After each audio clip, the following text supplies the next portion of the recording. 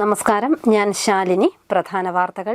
Kottayam railway സ്റ്റേഷന് മറ്റൊരു നേട്ടം കൂടി. രണ്ടാം പ്രവേശന കവാടം ചൊവ്വാഴ്ച തുറന്നുകൊടുക്കും. പാല ഏറ്റുമാനൂർ ഭാഗത്തുനിന്നും എത്തുന്നവർക്ക് നാഗമ്പടം ഭാഗത്തുനിന്നും നേരിട്ട് റെയിൽവേ സ്റ്റേഷനിലേക്ക് പ്രവേശിക്കാം.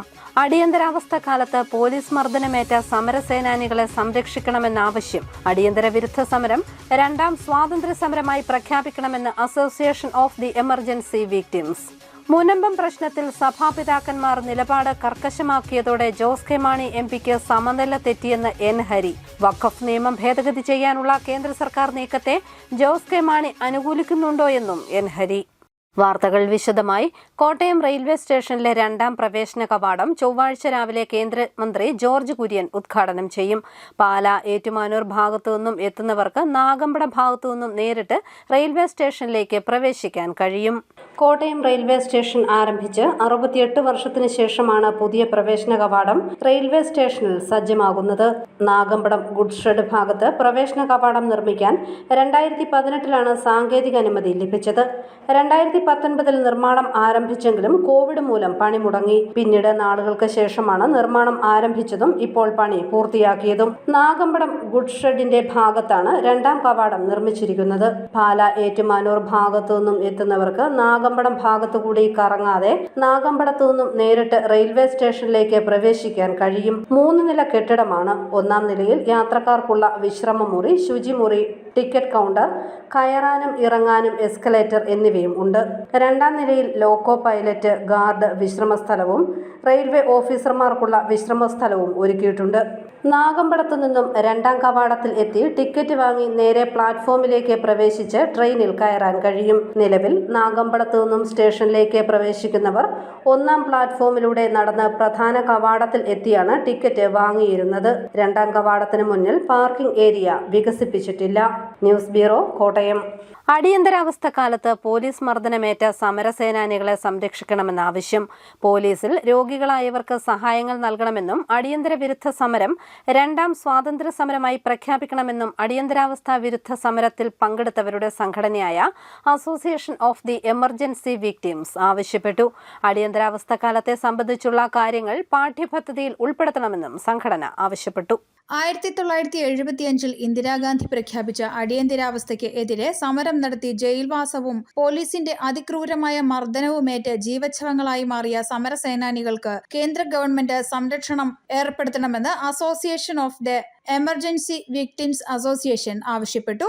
അന്ന് പല രാഷ്ട്രീയ പ്രസ്ഥാനത്തിന്റെയും പ്രവർത്തകർ മർദ്ദനത്തിന് ഇരയായി ജയിൽവാസം അനുഭവിക്കുകയും ഇവരിൽ നിന്ന് ജീവിച്ചിരിക്കുന്നവരിൽ ഏറെപ്പേരും മർദ്ദനത്തെ തുടർന്ന് രോഗബാധിതരും ആണ്. ഇവർക്ക് സംരക്ഷണം നൽകണമെന്നാണ് സംഘടനയുടെ ആവശ്യം. ഈ അടിയന്തരാവസ്ഥ സമരത്തിൽ പങ്കെടുത്ത ആളുകളെ സംബന്ധിച്ചിടത്തോളം ഇപ്പോൾ 49 വർഷം കഴിഞ്ഞു. ഈ 49 വർഷങ്ങൾക്ക് ശേഷം അന്ന് ഈ അടിയന്തരാവസ്ഥ സമരത്തിൽ പങ്കെടുത്ത ആളുകളെ സംബന്ധിച്ചിടത്തോളം എല്ലാവരും 70 വയസ്സ് പിന്നിട്ടു. അന്നത്തെ പോലീസ് മർദ്ദനത്തിൻ്റെ ഫലമായി എല്ലാവരും രോഗികളാണ്. കുറേ ആളുകൾ കിടപ്പ് രോഗികളാണ്. അതുകൊണ്ട് തന്നെ ഇതൊരു ചരിത്രപരമായ സമരം എന്നുള്ള നിലയിൽ ഇതിൽ പങ്കെടുത്ത ആളുകൾക്ക്, പ്രത്യേകിച്ച് ഗവൺമെൻറ് 2024 നരേന്ദ്രമോദി സർക്കാർ ജൂൺ 25 അടിയന്തരാവസ്ഥ പ്രഖ്യാപിച്ച ജൂൺ 25 സംവിധാൻ ഹത്യാ ദിനമായി ആചരിക്കാൻ തീരുമാനിച്ച നിലയ്ക്ക് തീർച്ചയായും അതിനെതിരായി സമരം ചെയ്ത സമരസേനാനികൾക്ക് അവർക്ക് സാമ്പത്തിക ആനുകൂല്യം നൽകണം. ഇത് രണ്ടാം സ്വാതന്ത്ര്യ സമരമായിട്ട് പ്രഖ്യാപിക്കണം. ഇതിൽ പെട്ട ആളുകൾക്ക് വൈദ്യസഹായം നൽകണം. അതോടൊപ്പം ഈ ചരിത്രം വരും തലമുറയെ പഠിപ്പിക്കാനുള്ള സംവിധാനം ഉണ്ടാക്കണം. ഇതാണ് ഞങ്ങൾ കേന്ദ്ര ഗവൺമെന്റിനോട് ആവശ്യപ്പെടുന്നത്. മർദ്ദനമേറ്റവർക്ക് സംരക്ഷണവും സഹായവും നൽകുന്ന പദ്ധതി വേണമെന്ന് കേന്ദ്ര സർക്കാരിനോട് ആവശ്യപ്പെട്ടിട്ട് നടപടിയുണ്ടായില്ല എന്ന് സംഘടന ആരോപിച്ചു. ഈ ആവശ്യം ഉന്നയിച്ച് നവംബർ 14 സംഘടനയുടെ നേതൃത്വത്തിൽ സംസ്ഥാന വ്യാപകമായി സത്യാഗ്രഹ സമരം നടത്തും. കോട്ടയം ഗാന്ധി സ്ക്വയറിൽ BJP മുൻ സംസ്ഥാന പ്രസിഡന്റ് കെ രാമൻപിള്ള ഉദ്ഘാടനം ചെയ്യുമെന്ന് സംഘടനാ ഭാരവാഹികൾ അറിയിച്ചു. 49 വർഷങ്ങൾക്ക് ശേഷം 2024 ജൂലൈ 12 കേന്ദ്ര സർക്കാർ സംവിധാൻ ഹത്യാ ദിനമായി ആചരിക്കാൻ തീരുമാനിച്ചതിനെ സംഘടന സ്വാഗതം ചെയ്തു. News bureau, Kottayam. മുനമ്പം പ്രശ്നത്തിൽ സഭാപിതാക്കന്മാർ നിലപാട് കർക്കശമാക്കിയതോടെ സമനില തെറ്റിയ ജോസ് കെ മാണിയുടെ ജൽപ്പനങ്ങളാണ് ഇപ്പോൾ കേരളം കേൾക്കുന്നതെന്ന് BJP മധ്യമേഖലാ പ്രസിഡന്റ് N. ഹരി. മുനമ്പം പ്രശ്നം പരിഹരിച്ചില്ലെങ്കിൽ അത് ബാലറ്റിൽ പ്രതിഫലിക്കും എന്ന പിതാവിന്റെ പ്രസ്താവനയോടെ പതറി നിൽക്കുകയാണ് ജോസ് കെ മാണി. സാമൂഹ്യ വിപത്തായ നിലവിലുള്ള വഖഫ് നിയമം ഭേദഗതി ചെയ്യാനുള്ള കേന്ദ്ര സർക്കാർ നീക്കത്തെ പാർലമെന്റ് അംഗമെന്ന നിലയിൽ അനുകൂലിക്കാൻ ജോസ് കെ മാണി തയ്യാറുണ്ടോയെന്നും N. ഹരി ചോദിച്ചു. യാതൊരു സംശയവും വേണ്ട. ഇവിടെ ദേശീയ രാഷ്ട്രീയങ്ങൾ എന്ന് പറഞ്ഞ് ഈ കേരളത്തിലെ ഇന്ത്യ മുന്നണി അല്ലെങ്കിൽ നിങ്ങളുടെ INDA മുന്നണി എവിടെ ഒന്നിച്ച് കൈപൊക്കിയപ്പോ നിങ്ങളുടെ മന്ത്രിമാര് കൈപൊക്കി നിയമനിർമ്മാണത്തിന് വേണ്ടി നിങ്ങൾക്ക് ചെയ്യാൻ നട്ടല്ലുണ്ടെങ്കിൽ നിങ്ങൾ ചെയ്തത് കേന്ദ്ര സർക്കാർ കൊണ്ടിരുന്ന ഈ വഖഫ് നിയമ ഭേദഗതിക്ക് അനുകൂലമായി വോട്ട് ചെയ്യുക എന്നുള്ളതാണ്. അങ്ങനെയാണ് നിങ്ങളുടെ ആർജവം കാണിക്കേണ്ടത്.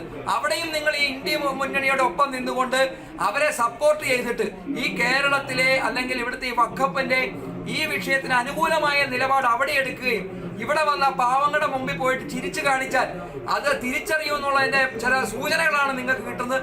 അതിന്റെ വിഹുലതയാണ് നിങ്ങൾക്കുള്ളത്. യാതൊരു സംശയവും വേണ്ട. നിങ്ങളുടെ ഈ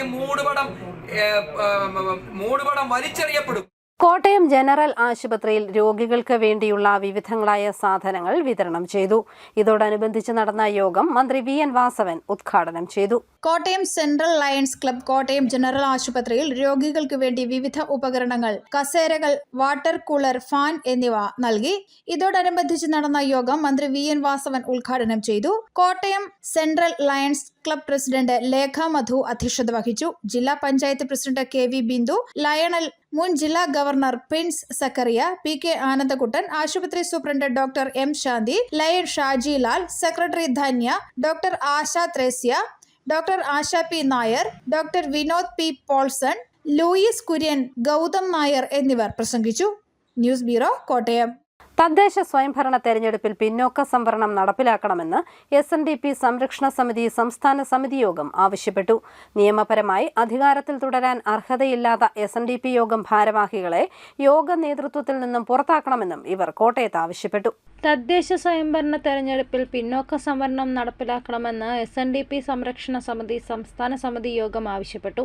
UP, രാജസ്ഥാൻ തുടങ്ങിയ പല സംസ്ഥാനങ്ങളും നടപ്പിലാക്കിയ പിന്നോക്ക സംവരണം കേരളത്തിൽ വരുന്ന തദ്ദേശ തെരഞ്ഞെടുപ്പിൽ നടപ്പിലാക്കാൻ സർക്കാർ നിയമനിർമ്മാണം നടത്തണം. നിയമപരമായി അധികാരത്തിൽ തുടരാൻ അർഹതയില്ലാത്ത ഇന്നത്തെ SNDP യോഗം ഭാരവാഹികളെ യോഗ നേതൃത്വത്തിൽ നിന്നും പുറത്താക്കി സമുദായത്തിന്റെ അവകാശ സംരക്ഷണത്തിന് സമുദായത്തെ സജ്ജരാക്കാൻ SNDP യോഗത്തിന്റെ നവോത്ഥാന യാത്ര നടത്താനും സംസ്ഥാന സമിതി യോഗം തീരുമാനിച്ചു. SNDP യോഗത്തിന്റെ നവീകരണം ലക്ഷ്യമാക്കി SNDP യോഗത്തിന്റെ അപജയം മാറ്റുന്നതിന് വേണ്ടി രൂപം കൊണ്ടതാണ് SNDP സംരക്ഷണ സമിതി എന്ന് പറയുന്ന പ്രസ്ഥാനം. അത് ഒരു സമാന്തര സംഘടനയോ അതൊരു ബദൽ സംഘടനയോ അല്ല, മറിച്ച് SNDP യോഗത്തിന്റെ നവോത്ഥാനം ലക്ഷ്യമാക്കി SNDP യോഗത്തിൽ നടക്കുന്ന ഗുരുതരമായ തട്ടിപ്പും ക്രമക്കേടും ഗുരുനിന്ദയും അതിനൊക്കെ ഒരു അറുതി വരുത്തിക്കൊണ്ട് SNDP യോഗത്തിന്റെ സ്വത്തുക്കൾ സംരക്ഷിക്കുക, ഗുരുദേവൻ വിഭാവനം ചെയ്ത രീതിയിൽ SNDP യോഗത്തെ മുന്നോട്ട് കൊണ്ടുപോകുക എന്ന ലക്ഷ്യത്തോടു കൂടിയാണ് SNDP സംരക്ഷണ സമിതി യോഗം. സംരക്ഷണ സമിതി പ്രസിഡന്റ് അഡ്വക്കേറ്റ് S. ചന്ദ്രസേനൻ അധ്യക്ഷതയിൽ ചേർന്ന സംസ്ഥാന കമ്മിറ്റിയിൽ PS. Rajeev, MT. Parameswaran, Premchandran, Pradeep Kulangara, doctor Rajan തുടങ്ങിയവർ പ്രസംഗിച്ചു. News bureau, Kottayam. കേരളത്തിന്റെ പ്രാചീന ബുദ്ധ സംസ്കാരത്തിന്റെ നേർക്കാഴ്ചകളുമായി കോതായം ചിത്രപ്രദർശനം കോട്ടയത്ത്. ചിത്രകാരന്മാരായ ഡോക്ടർ അജയ് S. ശേഖറും അനിരുദ്ധ രാമനുമാണ് ചിത്രങ്ങൾ തയ്യാറാക്കിയത്. കേരളത്തിന്റെ ബുദ്ധ പാരമ്പര്യത്തിന്റെ നേർക്കാഴ്ചകൾ വരച്ചുകാട്ടുന്ന ചിത്രങ്ങളും ഫോട്ടോകളുമായി ഡോക്ടർ അജയ് S. ശേഖറും അനിരുദ്ധ് രാമനും. Kottayam DC Kizhakkemuriyidam Kerala Lalithakala academy art ഗാലറിയിലാണ് കോതായം ചിത്ര പ്രദർശനത്തിൽ ബുദ്ധ സംസ്കാരം ഉണർത്തുന്ന ചിത്രങ്ങളുള്ളത്. 30-ൽ പരം ചിത്രങ്ങളും 18ഓളം ഫോട്ടോകളുമാണ് പ്രദർശനത്തിലുള്ളത്. BC 3-ാം നൂറ്റാണ്ടു മുതലുള്ള കേരളത്തിന്റെ ബുദ്ധ പാരമ്പര്യത്തിന്റെ അടയാളങ്ങളാണ് ചിത്രങ്ങളിൽ. കേരളത്തിലുടനീളം യാത്ര ചെയ്ത് ക്യാമറയിൽ പകർത്തിയതാണിവ. ബുദ്ധിസം ുള്ള ബന്ധം മൂലമാണ് കോതായം എന്ന് പേര് തിരഞ്ഞെടുത്തതെന്ന് ചിത്രകാരൻ ഡോക്ടർ അജയ് S. ശേഖർ പറയുന്നു. ഗൗതമ ബുദ്ധനെ സൂചിപ്പിക്കുന്ന പ്രാചീന തമിഴ് പദമാണ് കോത. സാംസ്കാരിക അധിനിവേശങ്ങളെ തുടർന്ന് കോതായം കോട്ടയുടെ ആയം അല്ലെങ്കിൽ കോട്ടയ്ക്കകമായ കോട്ടയമായി മാറിയെന്നതാണ് വ്യാഖ്യാനം. ഇപ്പോഴും കോട്ടയത്തിന്റെ കിഴക്കൻ മേഖലയായ ചിറക്കടവ് പൊൻകുന്നം കാഞ്ഞിരപ്പള്ളി മേഖലയെ പരിഹാസരൂപേണ കോത്താഴം എന്ന് പറയാറുണ്ട്. ബുദ്ധരെ അപരവൽക്കരണത്തിലൂടെ പരിഹാസവൽക്കരിച്ച് ഇല്ലായ്മ ചെയ്തതിന്റെ ഭാഷാ അടയാളമാണ് കോതായം. ബുദ്ധമതത്തിന്റെ പല ശേഷിപ്പുകളും തകർക്കപ്പെടുകയാണെന്നും പലതും ഹൈന്ദവ ക്ഷേത്രങ്ങളായിട്ടും മറ്റ് ആരാധനാലയങ്ങളായും മാറുകയാണെന്നും ഡോക്ടർ അജയ് എസ് ശേഖർ പറഞ്ഞു. ഇത് പലതും സംരക്ഷിക്കപ്പെടുന്നില്ല, എല്ലാം അടിച്ച് തകർത്തിരിക്കുകയാണ്. കരിമാടിക്കുട്ടനെ പോലെ കാണിച്ചിരിക്കുന്ന പെയിന്റിങ്, അനിരുദ്ധിൻ്റെ പെയിന്റിങ്ങിൽ തന്നെ കരിമാടിക്കുട്ടൻ ഇപ്പോഴും വരുന്നു. അപ്പോൾ കരിമാടിക്കുട്ടനെ പോലെ അല്ലെങ്കിൽ ഇവിടെ കാണിക്കുന്ന ആലത്തൂർ ബുദ്ധൻ്റെ പോലെ പകുതി അടിച്ച് തകർക്കപ്പെടുകയാണ്. അപ്പോൾ ഇതിനെ വലിയ വാൻഡലിസം അല്ലെങ്കിൽ മതഹിംസ ഇപ്പോഴും ഇതിനെതിരായിട്ടുള്ള പകയും ഹിംസയും നടക്കുന്നു. പലതും ഹൈന്ദവ ക്ഷേത്രങ്ങളായിട്ടും മറ്റ് പല ആരാധനാലയങ്ങളായിട്ടും ഒക്കെ തന്നെ പല മതങ്ങളിലേക്കും സംശയിക്കപ്പെട്ട് നയിക്കപ്പെട്ടു പോകുന്നു. അപ്പോൾ ഇത് യഥാർത്ഥത്തിൽ നമ്മുടെ കേരളത്തിൻ്റെ പ്രബുദ്ധ പാരമ്പര്യം സ്കൂളുകൾ പോലും പഠിപ്പിക്കാത്തതുകൊണ്ടാണ്. വിദ്യാഭ്യാസത്തിലൂടെയും നമ്മുടെ അക്കാദമിക മാധ്യമ വേലകളിലൂടെയും ഒക്കെ തന്നെ കേരളത്തിൻ്റെ യഥാർത്ഥ പൈതൃകം ഇതുവരെ പുറത്തേക്ക് വരുന്നില്ല. വെറും ഹൈന്ദവ അല്ലെങ്കിൽ ക്രൈസ്തവ അല്ലെങ്കിൽ ഇസ്ലാമിക ചരിത്രങ്ങൾ മാത്രമേ നാം പഠിക്കുന്നുള്ളൂ. ഡോക്ടർ അജയ് ശേഖർ കാലടി സംസ്കൃത സർവകലാശാല ഇംഗ്ലീഷ് വിഭാഗം അസോസിയേറ്റ് പ്രൊഫസറും അവിടുത്തെ സെന്റർ ഫോർ ബുദ്ധിസ്റ്റ് സ്റ്റഡീസിന്റെ ഫൗണ്ടർ കോർഡിനേറ്ററുമാണ്. ഡയറ്റിലെ കലാ അധ്യാപകനാണ് മിത്രയൻ അനിരുദ്ധ് രാമൻ. News bureau, Kottayam. കൊടകര കുഴൽപ്പണം കേസ് അട്ടിമറിക്കപ്പെട്ടതിന് പിന്നിൽ ഇടതു സർക്കാരിന് ഒത്തുതീർപ്പ് രാഷ്ട്രീയമെന്ന് SDPI. BJP സംസ്ഥാന അധ്യക്ഷൻ K. സുരേന്ദ്രന്റെ അറിവോടെയാണ് കള്ളപ്പണ ഇടപാടുകൾ നടന്നത്. എന്നാൽ ഈ അന്വേഷണ റിപ്പോർട്ട് സർക്കാർ മൂടിവെച്ചത് ദുരൂഹത ഉയർത്തുന്നുവെന്ന് SDPI സംസ്ഥാന വൈസ് പ്രസിഡന്റ് തുളസീധരൻ പള്ളിക്കൽ ആരോപിച്ചു. 2021 മാർച്ച് 1 മുതൽ ഏകദേശം ഏപ്രിൽ 2 മാസം 1.5 മാസത്തോളം നിന്ന് വലിയൊരു കുഴൽപ്പണ വ്യാപനമാണ് കേരളത്തിൽ നടന്നത്. എവിടെയൊക്കെല്ലാം BJPയുടെ ഓഫീസുകളുണ്ടോ അവിടെയൊക്കെല്ലാം ഒഴുകി ആരെല്ലാമോ അവരുടെ തന്നെ അസംതൃപ്തരായ ആൾക്കാർ പലയിടത്തും അത് തട്ടിപ്പറിക്കുകയും കവർ ചെയ്യുകയും ചെയ്ത സംഭവമാണ്. ഇത് കേരളം കണ്ട ഏറ്റവും വലിയ ഒരു കുഴൽപ്പണത്തിൻ്റെ ചെറിയ മഞ്ഞുമലയുടെ അഗ്രം മാത്രമാണ്. ഒരുപക്ഷെ 100, 500, 600 കോടി രൂപ വന്നെന്നാണ് മറ്റു ചിലർ പറയുന്നത്. എന്തായാലും അത് വെളിപ്പെടുത്തേണ്ട ഭരണകൂടമാണ്. പക്ഷേ അതിനകത്ത് CPM ഭരണകൂടം മൗനം പാലിക്കുന്നു. മന്ത്രി അബ്ദുൾ റഹ്മാന്റെ ക്രിസ്ത്യൻ വിരുദ്ധ പ്രസ്താവനയ്ക്കെതിരെ BJP പാലാ മണ്ഡലം കമ്മിറ്റി പ്രതിഷേധ ധർണ നടത്തി. കേരളത്തിലെ ന്യൂനപക്ഷക്ഷേമ വകുപ്പ് കൈകാര്യം ചെയ്യുന്ന മന്ത്രി അബ്ദുറഹ്മാന്റെ ക്രിസ്ത്യൻ വിരുദ്ധ പ്രസ്താവനയിൽ പ്രതിഷേധിച്ച് BJP പാല മണ്ഡലം കമ്മിറ്റി പ്രതിഷേധ ധർണ സംഘടിപ്പിച്ചു. പാല ളാലം പാലം ജംഗ്ഷനിൽ നടന്ന സമ്മേളനത്തിൽ മണ്ഡലം പ്രസിഡന്റ് ബിനീഷ് ചൂണ്ടച്ചേരി അധ്യക്ഷനായി. ന്യൂനപക്ഷ മോർച്ച ദേശീയ നിർവാഹക സമിതി അധ്യക്ഷൻ സുമിത് ജോർജ് ധർണ ഉദ്ഘാടനം ചെയ്തു. കേരളത്തിലെ സർക്കാർ മുസ്ലിം മതവിഭാഗത്തിന്റെ അവകാശങ്ങൾക്ക് മാത്രം നിലകൊള്ളുകയും അത് തുറന്നു പറഞ്ഞ വൈദികർ അടക്കമുള്ള ക്രൈസ്തവ സമൂഹത്തെ നിന്ദ്യമായ ഭാഷയിൽ വിമർശിക്കുകയും ചെയ്ത മന്ത്രി രാജിവെക്കണമെന്നും അദ്ദേഹം ആവശ്യപ്പെട്ടു. കേരളത്തിൽ ന്യൂനപക്ഷങ്ങൾ എന്ന് പറയുന്നത് ഏതെങ്കിലും ഒരു വിഭാഗമാണ് എന്ന തരത്തിലുള്ള പ്രഖ്യാപനങ്ങൾ അധികാരികളുടെ ഭാഗത്തു നിന്നുണ്ടാകുമ്പോൾ അതിനെ ചെറുതായി കാണുവാൻ ഇന്ന് ഈ കേരള സമൂഹത്തിലെ സാധാരണക്കാർക്ക് കഴിയുന്നില്ല എന്നുള്ളതാണ്.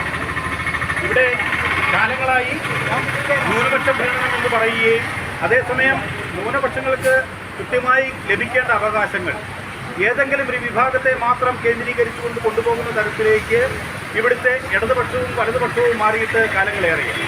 സംസ്ഥാന കമ്മിറ്റി അംഗം NK ശശികുമാർ മുഖ്യപ്രഭാഷണം നടത്തി. യോഗത്തിൽ advocate G. Aneesh, JN Karunakaran, KK Rajan, Deepu CG, Jayakumar Valavoor, Nandakumar Palakuzha തുടങ്ങിയവർ പ്രസംഗിച്ചു. News bureau, Pala. പാലായിൽ ഭക്ഷ്യമേളയ്ക്ക് തുടക്കമാകുന്നു. ഇതിന് മുന്നോടിയായി ഫുഡ് ഫെസ്റ്റ് 2024 ലോഗോ പ്രകാശനം ചെയ്തു. ആഗോള വൈവിധ്യങ്ങളുമായി പാലയിൽ ഫുഡ് ഫെസ്റ്റ്. കേരള വ്യാപാരി വ്യവസായി ഏകോപന സമിതി പാലാ യൂണിറ്റിന്റെ ആഭിമുഖ്യത്തിൽ യൂത്ത് വിങ്ങിന്റെ നേതൃത്വത്തിലാണ് പാലാ ഫുഡ് ഫെസ്റ്റ് 2024 സംഘടിപ്പിക്കുന്നത്.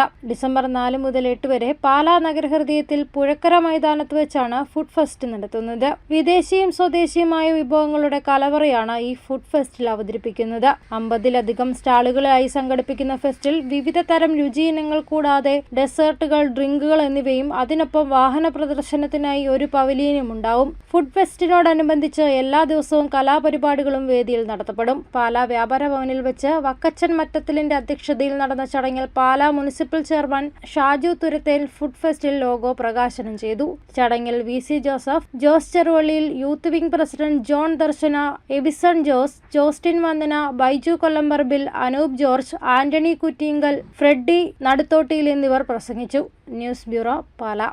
പ്രധാന വാർത്തകൾ ഒരിക്കൽ കൂടി.